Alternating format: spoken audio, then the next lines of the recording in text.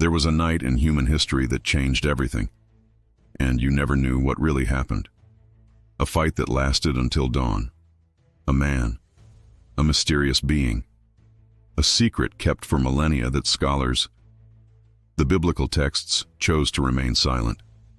In the next few minutes, you'll discover what really happened on the night that transformed a professional deceiver into the father of an entire nation. And when you finish watching this video, you'll never look at your own struggles the same way again. It was a night like any other. Jacob is alone, completely alone, separated from his family, separated from his possessions, separated from everything he knows and everyone he loves. In front of him, the Jabbok River, running cold and dark in the early morning. Behind him, 20 long years of flight, of guilt, of an identity built on lies. And in the morning, the encounter that could mean his death. Esau is coming, his twin brother, the man he betrayed in the cruelest way possible. And he's not coming alone. 400 armed men ride at his side. 400 men thirsty for revenge for a betrayal that happened 2 decades ago.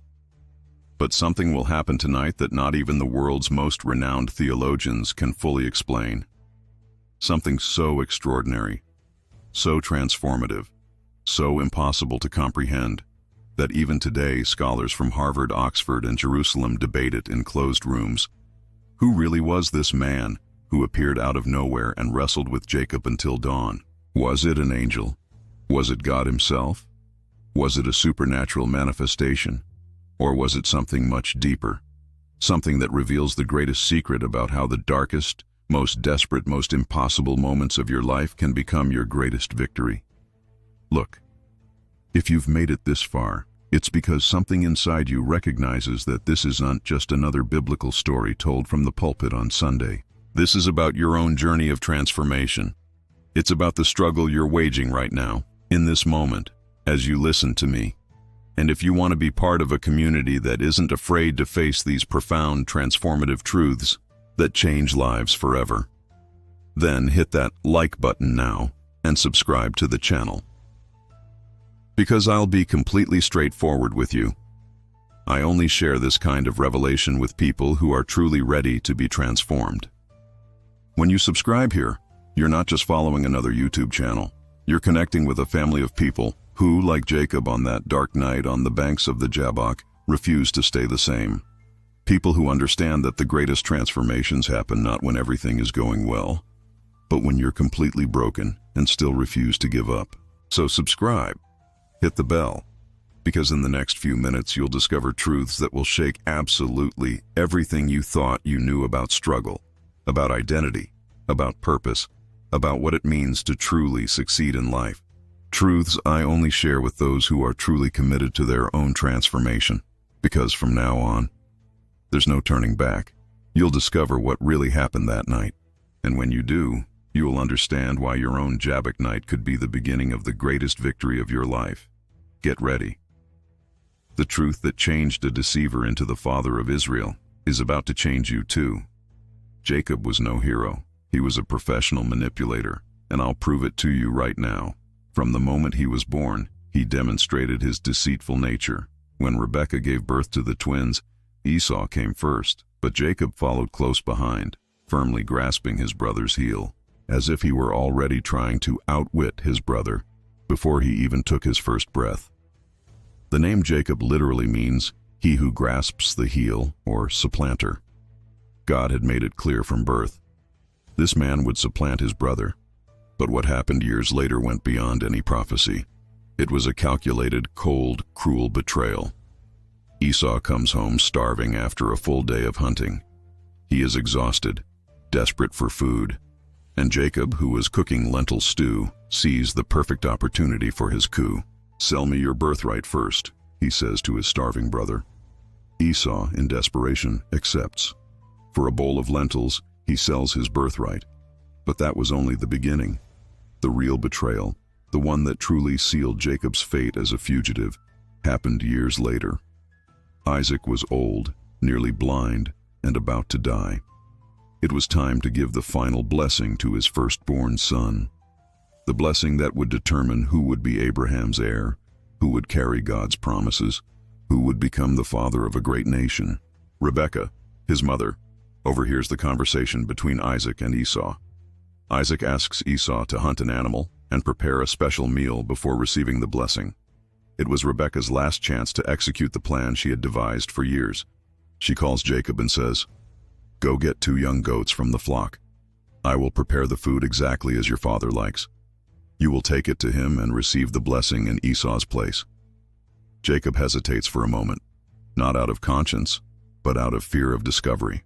"But father might touch me and discover that I'm not Esau. Esau is hairy. I have smooth skin. If he finds out, instead of a blessing, I'll receive a curse." Rebekah has the solution. She takes goat skins and covers Jacob's arms and neck. She dresses him in Esau's clothes, and so, disguised as his brother, Jacob enters his blind father's tent. "Who are you, my son?" Isaac asks suspiciously. "I am Esau, your firstborn." Jacob lies shamelessly. Isaac is still suspicious. The voice is Jacob's, but the hands are Esau's. He touches his son, feels the fake hair, smells Esau's clothes, and finally, convinced by the perfect performance, he gives the blessing that would change history forever. "Be lord over your brothers, and let your mother's sons bow down before you. Cursed be he who curses you, and blessed be he who blesses you." No sooner has Jacob left the tent than Esau arrives with the game. The discovery is immediate. The deception is revealed, and Esau's fury erupts like a volcano. Is he not rightly called Jacob? For he has deceived me twice now. He took away my birthright, and now he has taken away my blessing. And then he swears the oath that would haunt Jacob for the next 20 years. "The days of mourning for my father are at hand.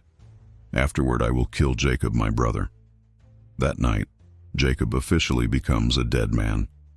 Rebekah warns him of Esau's plan and forces him to flee to the house of Laban, her brother, in Haran.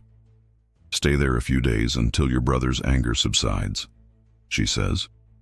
A few days that turned into 20 long years of exile. But here is the question no one asks, the question that reveals the greatest mystery of this story. Why would God choose a deceiver, a liar, a manipulator to be the father of his chosen nation? Why not Esau, who was honest, hard-working, and a man of integrity? Why would God confirm the stolen blessing instead of reversing it? The answer to this question will completely change your perspective on how God works in your own life. 20 years have passed. 20 years of forced labor. 20 years of being deceived by his own father-in-law. 20 years paying the price for his betrayals. Laban made him work 7 years for Rachel, then deceived him by giving him Leah. Another 7 years of labor. Another 6 years to acquire some flock of his own. Jacob, the deceiver, was learning firsthand what it means to be deceived. But now God had spoken. "Return to the land of your fathers and to your kindred, and I will be with you." It was time to return. It was time to face the past. It was time to settle accounts with Esau. Jacob gathers his wives, children, servants, and flocks, and begins the journey back to Canaan. But with every mile he gets closer to home, the fear grows. The guilt grows. The anxiety becomes unbearable, and then comes the news he feared most. Your brother Esau is also coming to meet you and 400 men with him. 400 men. This wasn't a welcoming party. It was an army of vengeance. Esau hadn't forgotten. Esau hadn't forgiven. And Esau was coming to collect the blood debt. Panic grips Jacob. For the first time in 20 years, the calculating manipulator completely loses control. His desperate strategy: divide the people into 2 groups. If Esau attacks one group, at least the other will escape. It's the logic of a man who knows he's going to die. It's the plan of someone who has lost all hope of reconciliation. But then something extraordinary happens, something that had never happened before in Jacob's life. He prays. Not a manipulative prayer trying to bargain with God. Not a conditional promise like he had made at Bethel. This is a prayer of utter desperation, of total brokenness. "Deliver me, I pray thee, from the hand of my brother, from the hand of Esau, For I fear him, lest he come and smite me, and the mother with the children." For the first time, Jacob recognizes that he cannot resolve the situation with his own intelligence. For the first time, he admits that he is completely dependent on God. And for the first time, he cries out, "I am not worthy of all the mercies thou hast shown thy servant." The proud deceiver is becoming a broken man, but anxiety still consumes his heart. He must do more. He must try to appease his brother's anger. So he organizes the most extravagant gift in history: 200 female goats, 20 male goats, 200 ewes, 20 rams, 30 camels with their young, 40 cows, 10 bulls, 20 female donkeys, 10 colts, 550 animals, an entire fortune, his life insurance against Esau's wrath. He divides the animals into separate groups, each led by servants with specific instructions. When they encounter Esau, they must say, "They are a gift from your servant Jacob, who is following us." The strategy was clear. Wave after wave of gifts to appease his anger, to cover Esau's face, to make it impossible for his brother to maintain his hatred in the face of such generosity. Perhaps he will accept my face, Jacob thinks. But deep in his heart, he knows that no gift can repay 20 years of betrayal. No wealth can buy the forgiveness of a humiliated brother, and no human strategy can solve a spiritual problem. Night falls. Jacob leads his family across the Jabbok River. Wives, children, servants, all his possessions. He sends them across. And then, for the first time in decades, Jacob is completely alone. He has nowhere left to run, no place to hide, no one left to blame or manipulate. It was just him, the darkness, and the weight of 20 years of consequences approaching with 400 armed men. But God had other plans for that night. Plans Jacob could never have imagined. Plans that would reveal the greatest secret about how God transforms the worst aspects of our nature into instruments of His glory. Because in a few hours, when the sun rose, Jacob would be no more. In his place, Israel would be born. And this transformation would come through the strangest, most mysterious, most inexplicable struggle in all of human history. Suddenly, in the midst of total darkness, someone attacks him. Without warning, without explanation, a man steps out of the shadows and launches himself at Jacob in a hand-to-hand fight that would last until dawn. But who was this mysterious man? Where did he come from? Why did he attack Jacob that night, at his most vulnerable moment? The biblical text is purposefully vague. And a man wrestled with him until the breaking of the day. A man, not an angel, not God, not a vision. A physical, real, tangible man. But what normal man would have the strength to wrestle with someone all night? What ordinary human being could dislocate Jacob's thigh with a simple touch? And why would this man refuse to reveal his name when questioned? Jewish rabbis have debated this question for millennia. Some say it was Esau's guardian angel, fighting to prevent God's promises from being fulfilled through Jacob's lineage. Others claim it was the archangel Michael himself, testing whether Jacob was truly ready to receive the name Israel. Some argue it was a theophany, a physical manifestation of God himself. But I'm going to give you a perspective you may never have heard, one that can completely revolutionize your understanding not only of this passage, but of your entire spiritual journey. Jacob wasn't fighting an enemy. He was fighting with himself, with his own identity, with 20 years of guilt, shame, fear, and insecurity. He was finally facing everything he had spent 2 decades trying to avoid. The prophet Hosea gives us a crucial clue when he writes, "In the womb he took hold of his brother's heel, and in his strength he wrestled with God. He wrestled with the angel and prevailed." Note, he wrestled with God, not against God, but with God. The preposition makes all the difference. Jacob wasn't God's opponent in that struggle. He was a partner. He was someone who was finally willing to engage in the divine process of transformation, however painful it might be. The struggle lasted all night, hour after hour, muscles against muscles, strength against strength, sweat against sweat. And something extraordinary happened with each moment. Jacob was discovering a strength he hadn't known he possessed. The man who had always won through manipulation and deception was now fighting with brutal honesty. No tricks, no artifices, no masks. For the first time in his life, Jacob was being completely authentic and discovering that, even without his wiles, he had strength, he had resilience, he had courage. For decades, he had hidden behind disguises and lies because he felt his true nature wasn't enough. But there, in the darkness of Jabbok, he was learning that God didn't need his lies. God wanted his truth. And here is the revelation that could change his life forever. God isn't interested in fixing his weaknesses. He wants to transform his identity. Jacob didn't need to stop being a fighter. He needed to learn to fight for the right things in the right way. His supplanter nature would not be removed. It would be redeemed. It would be sanctified. It would be transformed from a curse to a blessing. How many times have you tried to fix aspects of your personality that God only wants to redirect? How many times have you asked God to remove characteristics of yours that he wants to transform into powerful instruments for his glory? Jacob's struggle wasn't to become a different person. It was to become the best version of who he truly was. But then, as dawn began to break, something happened that changed everything. The mysterious man said, "Let me go, for the day breaks." It was as if he were in a hurry to leave before dawn, as if there was something about the light of day that limited his presence there. But Jacob, who had spent 20 years running from confrontation, now refused to let this one go. "I will not let you go unless you bless me," he declared with a determination he had never demonstrated before. This was a completely new Jacob, a man who had learned that some blessings only come to those willing to fight for them, that some transformations only happen when you refuse to give up, even when everything in you wants to stop.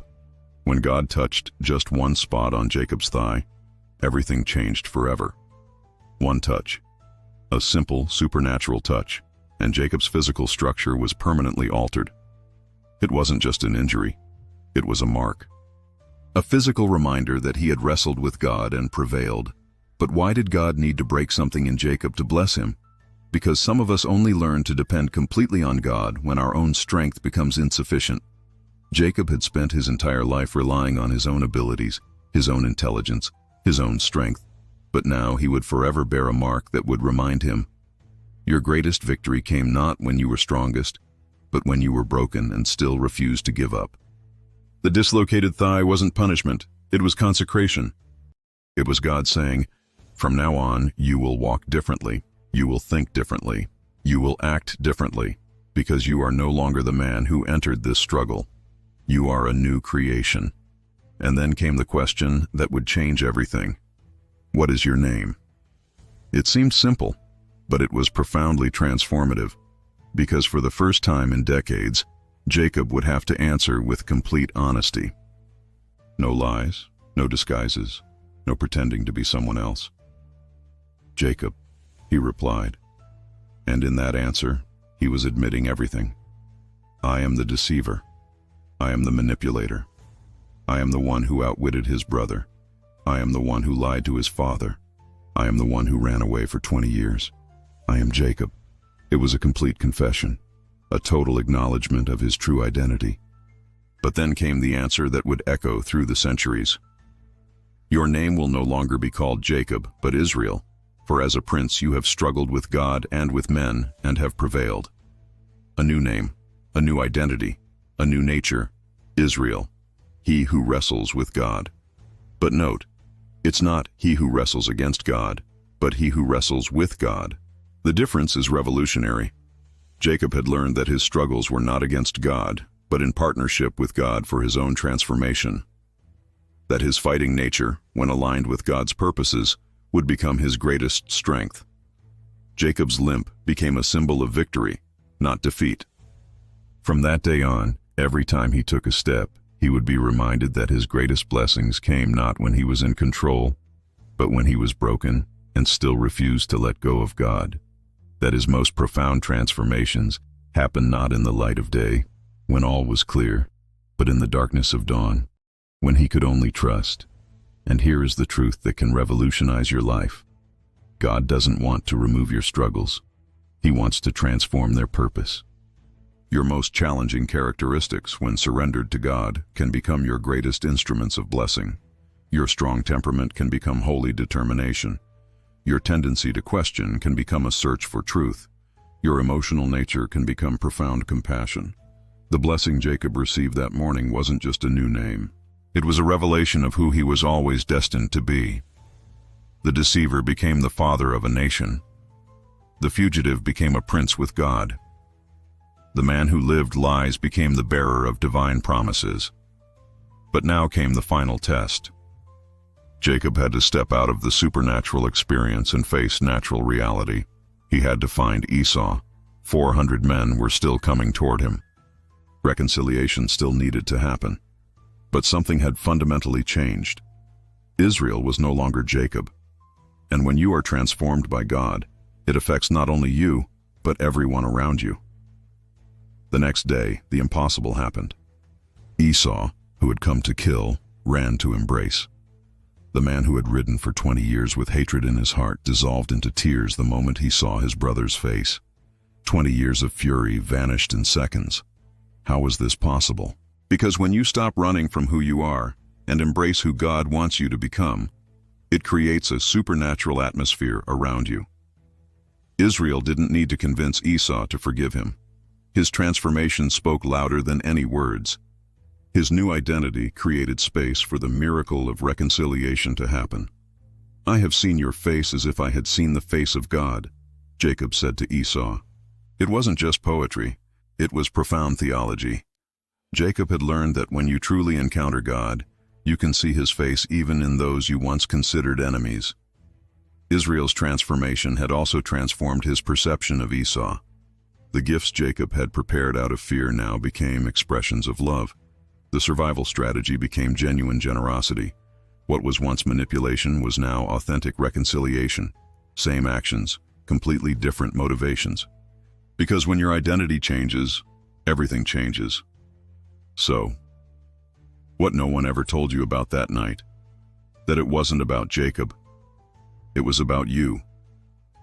Because there comes a time in every human being's life when they must face their own angel in the darkness.